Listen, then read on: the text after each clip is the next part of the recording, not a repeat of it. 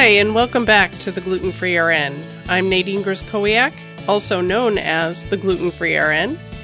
And today, during episode 32, we are going to talk about a viewpoint on why a gluten challenge may not be the best option for people, especially with celiac disease. Stay tuned.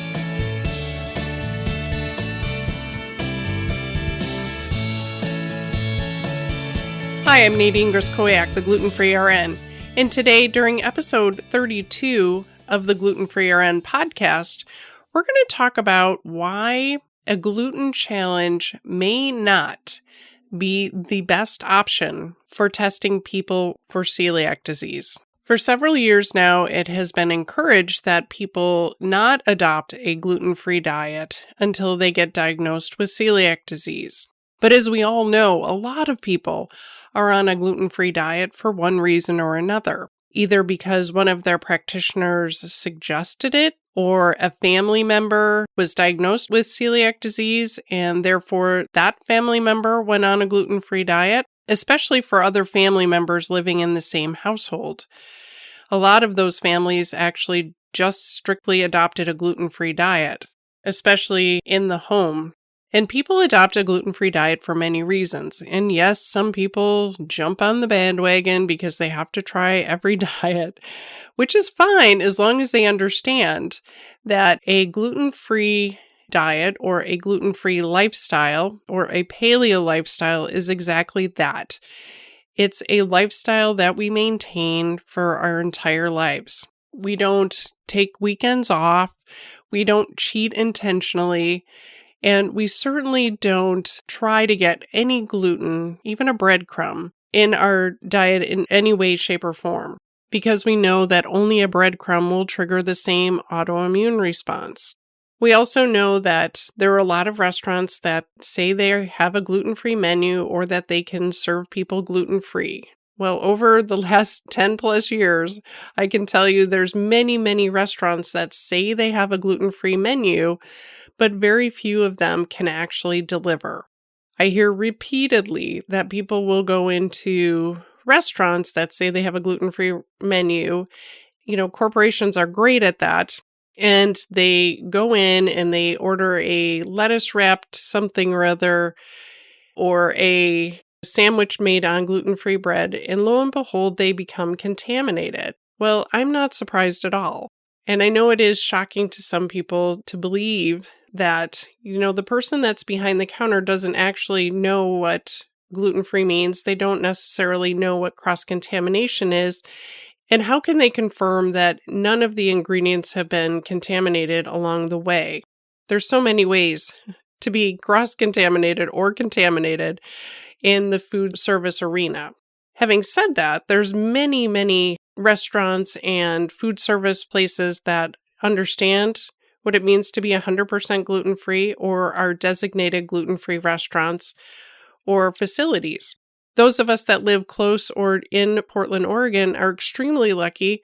We have almost 50 restaurants that are designated gluten-free and or paleo. So we are very lucky in that we have a lot of resources, and plus we have excellent farmers markets and food markets such as Whole Foods and natural grocers, and our local co-ops are amazing.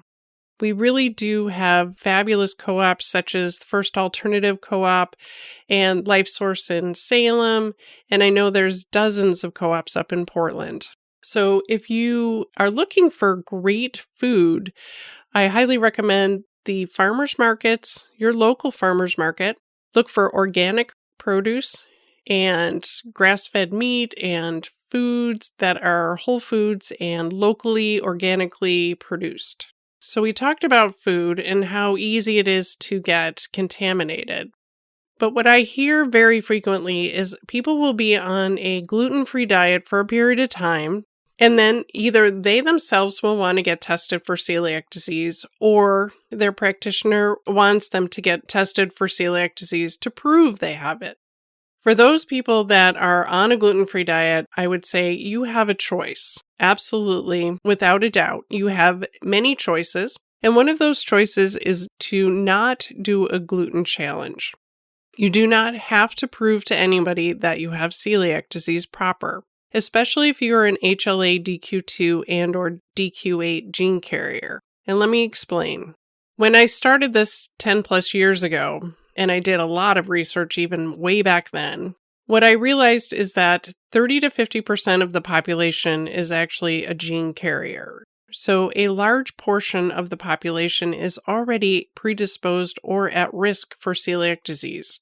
So those people should be given the option of being on a gluten-free diet from the get-go as soon as they find out they're a gene carrier, because being on a gluten-free diet is preventative for celiac disease and therefore is preventative for many different medical sequelae and for other autoimmune diseases such as type 1 diabetes, lupus, Sjogren's, rheumatoid arthritis, MS, ALS, and many, many, many more. So if we're going to talk about preventative medicine, we have to talk about identifying people that are gene carriers for the HLA, DQ2, and or DQ8, and also all of the other genes that may be associated with celiac disease proper or gluten sensitivity. So if a doctor or a practitioner talks to you about going on a gluten challenge, make sure you're educated and you know what that means. Because typically what it means is taking a person that's been on a gluten-free diet and doing very well, or their symptoms are all resolved, and then putting them back on gluten. And sometimes that's just putting them back on a regular gluten-containing diet, or requesting that they eat somewhere between 2 to 6 slices of bread a day. Now, I know that if I did it, or if many of my patients did that, number one, they would have symptoms that would be overwhelming within a very short period of time. Some of them would have seizures. Some of them would end up with GI bleeds. Some of them would end up looking like they had bowel cancer. Some of them would feel so bad that they could not get out of bed. One of my ladies looked like she had bone cancer for a period of time and actually got worked up for that, all because she was getting gluten and she didn't know it. So you can imagine if people were intentionally being told to eat gluten, even when they're on a gluten-free diet, to prove that they had celiac disease, damage can be done. And the reality is when you tell somebody that's been on a gluten-free diet to eat gluten again, if they in fact have celiac disease, you're requesting that they cause damage to their organs. And I know none of us really want to do that. And we have to look at what motivates people to prove that they have celiac disease. Is it because other family members don't believe you truly have celiac disease? Is it because your friends are questioning it? You may be questioning your diagnosis. Or if you just went on a gluten-free diet, do you really have celiac disease? Or are you just gluten intolerant? The reality is the treatment is the same. We all just have to be on 100% gluten-free diet for the rest of our lives, at the very least. And if you really do need to go through that gluten challenge process, please know that it is not without risks. As far as I know, there really are no benefits other than you get that stamp that you are in fact celiac, but the risks are enormous. And people need to be aware of that.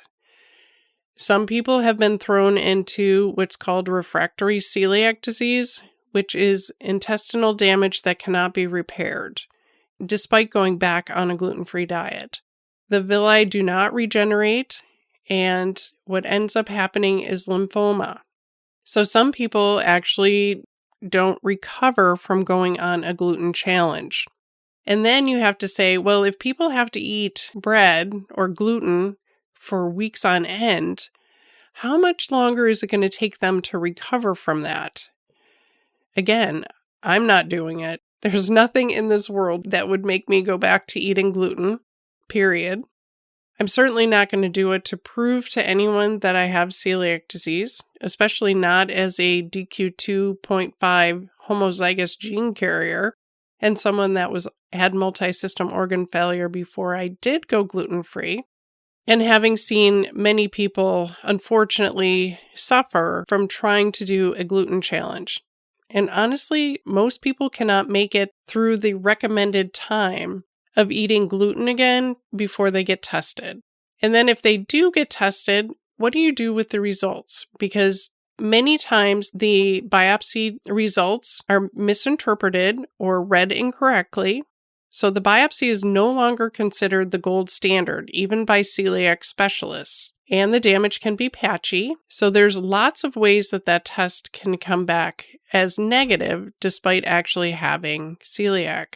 And then really the antibody panel, it can take a long time for that antibody panel, which is the blood test, to come back positive because your body has to mount an autoimmune response and kick in the antibodies against the tissue transglutaminase and against the endomyocele antibodies. And then those tests may be positive, but they very frequently are negative. And we know those tests are not very accurate either. There's a 70% false negative rate nationwide for those antibody tests. So it's very important that people understand that a gluten challenge may or may not get them that gold stamp of being a certified celiac patient. And when I hear that people are putting their children or themselves through that gluten challenge, it makes me cringe because it's not necessarily for your benefit. If you live in a country where they're very active in looking for people with celiac disease, then great. It's going to take 2 to 3 weeks for you to get diagnosed correctly. But if you live in the United States where our doctors and practitioners are not very savvy about celiac disease, it can take on average of 9 to 15 years. People have to beg for celiac panels. A lot of the doctors don't want to order them. And one reason they don't like to order them is because they don't know how to interpret the results.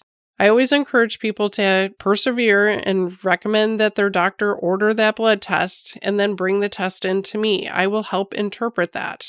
And trust me, people do send me lab tests all of the time and I help review them. It is very helpful if people have a total IgA and a total IgG run with any antibody test that is done, whether it is from Cyrex Labs or LabCorp or even the stool analysis from EnteroLab. I see a lot of tests that look like they would be read as negative, but come to find out that person is IgA deficient, which means they don't make enough IgA antibodies to have a positive blood test. So it's very important that you have practitioners looking at your lab work that actually know how to read it. So there's many of us that are somewhat vocal about questioning who's to benefit from a gluten challenge. If you have to know and you're willing to put up with that pain and suffering and potential irreversible damage, then go ahead and do a gluten challenge. I don't recommend it, but if that's what you want to do and that's what you have to do to prove to yourself that you have celiac disease proper, then go ahead and do it. Please think twice if you have a child and you're being requested to do that. If a child is already diagnosed with celiac and they go back to eating gluten, I highly recommend that they get tested as soon as possible. Usually this happens in the teenage years or when they go off to college. Celiac disease will frequently show up again in an indeterminate amount of time. It doesn't go away. That is why we talk about being on 100% or gluten zero, lifelong, at least gluten-free, dairy-free, hopefully a paleo or a whole food diet. Food is medicine, and we really need to look at it that way, and it can also be a very potent poison. And Wigmore that's her quote, and I use it all the time. So we want our food to be nutrient dense, and we want it to be good for us and not make us sick. Many of the foods that we eat are anti-nutrient, they're pro-inflammatory, and they cause us to be sick. And because many, many people eat those foods every day, they have no idea that they could feel better. So changing your diet or having the gumption to actually change your diet, bully for you. Go for it and do it. I love it when doctors or practitioners say, well, change your diet and exercise, but they're not very specific about that. They don't mention a gluten-free diet. But a gluten-free diet is a clinical trial. If you don't ever get any testing, that's fine.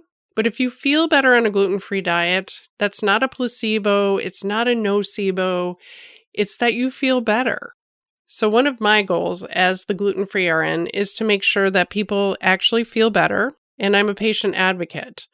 I do want you to know all of the things that you need to know to be healthy, to stay healthy, and to avoid illness and disease. I myself have seen hundreds of patients, and for the most part, they are doing remarkably well. And very frequently, they recover entirely. They get their lives back, they get their brains back, they become the humans that they always wanted to be. They thrive, they hike, they climb mountains, they may run marathons.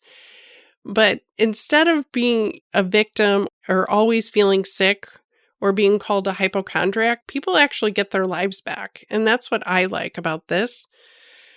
But I'm always wary of people that are overzealous about making sure that people have a firm diagnosis of celiac disease. If you want that, you can get it. If you want to pursue a biopsy, please do, and make sure that you have a practitioner that very much is looking out for your welfare. But do realize and recognize that a gluten challenge will cause organ damage.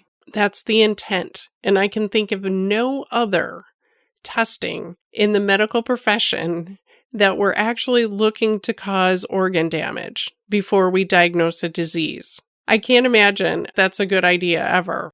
Protect yourself, protect your families, ask the questions. Don't assume that you have to do a gluten challenge. If you're willing to stay 100% on a gluten-free diet for the rest of your life, you have my full support. If you have any practitioners that want to discuss this or debate it with me, I'm more than happy to talk to them. But I would caution you against doing a gluten challenge without all of the information. I hope this has been a helpful podcast for some of you. I know a lot of you will never have to face a gluten challenge, but maybe somebody in your life will ask you the question, should I do a gluten challenge? Do I need to prove that I have celiac disease after already having been on a gluten-free diet for the last 3, 5, 10 years? Do I have to do that? Now at least maybe you'll have some information to give to them or point them to this podcast. At this point, I'd like to thank everyone worldwide that has been listening to the Gluten Free RN podcast. And a huge shout out to those in Bromley, UK, Louisiana, New Providence, Bahamas, Tokyo, Japan, Western Cape, South Africa, and Madrid, Spain. Thank you very much for listening. I am very honored, and I'm hoping that you are getting some very valuable information from listening to this podcast. And if that's the case, I'm going to ask you to do a favor for me. Please go to iTunes or Stitcher or Google Play or wherever you listen to this podcast and leave a rating and a review. It helps drive people to find the Gluten Free RN podcast. And it helps give me feedback as far as what you like about the podcast and maybe what I can do differently. I'd also like to thank Tim Hellowell of the Podcasting Guy, who's the outstanding producer and editor of the Gluten Free RN podcast. And also a huge shout out to the Pulse Media Network. Without their support, I would not be doing the Gluten Free RN podcast. So thanks to everyone that listens and everyone that helps support the Gluten Free RN podcast. Until next time, this has been episode 32 on why maybe not to do a gluten challenge. Bye.